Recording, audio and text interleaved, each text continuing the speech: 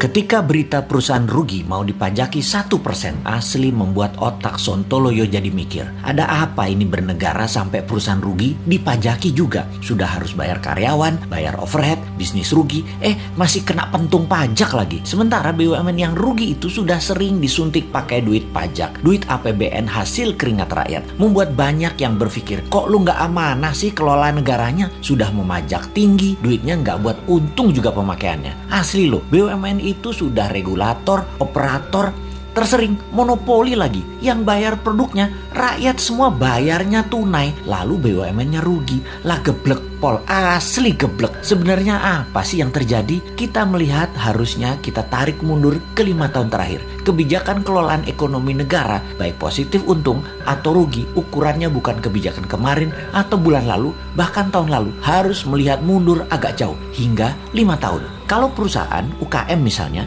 bisa terlihat langsung sebuah kebijakan bulan lalu membuat perusahaan untung atau perusahaan rugi. Bisa langsung terlihat. Keadaan ekonomi negara saat ini kita melihat faktanya adalah uang kering. Faktanya adalah uang yang beredar hanya 44% dari PDB. Banyak orang menahan uangnya untuk tidak muter. Ini sudah kejadian lama. Melambat dan melambat. Ekonomi turun karena keringnya uang beredar. Kita bandingkan dengan negara lain. Jepang saat ini uang beredarnya 120% dari PDB. Tiongkok 250% dari PDB. Amerika 200% dari PDB. Gini deh, kita kasih info tambahan lagi. Di Tiongkok yang transaksinya pakai non tunai itu 2 kali PDB Tiongkok yang 13.000 billion dolar. Sebanyak 26.000 billion dolar transaksi non cashnya. Indonesia hanya 6% dari PDB yang 1.000 billion tersebut. Hanya 60 billion. Langit dan dasar bumi perbandingannya. Gitulah kira-kira kita membandingkannya. Kemudian pajak mau naik 5%. Ada tax amnesty jilid 2 lagi rencananya. Waduh bos,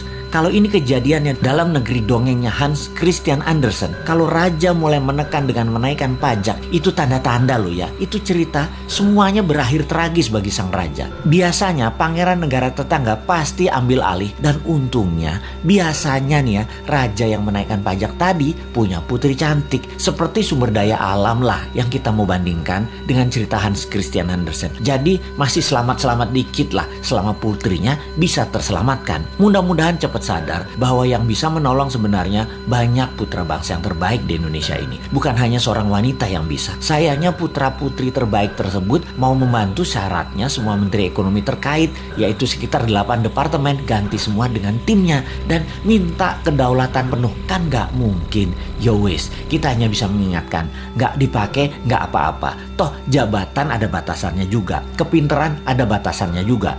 Tapi bener deh bos, kalau kebodohan mah gak ada batasnya. Kembali ke pajak. Ini yang buat nyesek kebijakan keuangannya dengan menaikkan pajak tinggi dan menekan. Kalian itu wahai pejabat tidak ikut membuat kaya rakyat, malah majekin. Kebijakan pejabat harusnya membuat makmur rakyat. Begini ilustrasinya. Kalau rakyat dapat 100, dipajaki 10, oke lah. Lalu sekarang dipajaki mau 12% atau 15%. Sementara pendapatan turun hanya jadi 80. Ya teriaklah rakyat. Bener deh.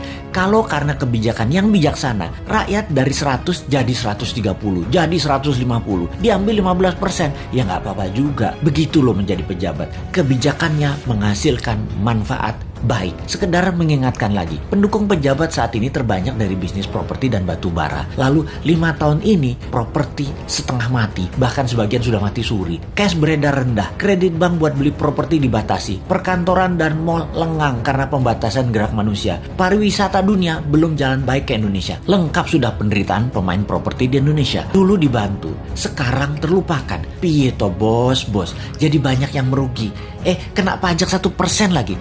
Mampus dah. Wes 2024 gak usah dipilih semua calon-calon dari pejabat sekarang deh. Pasti sama lagi kebijakannya. Cari yang baru. Masa gak ada berlian di antara 270 juta penduduk Indonesia selain mereka?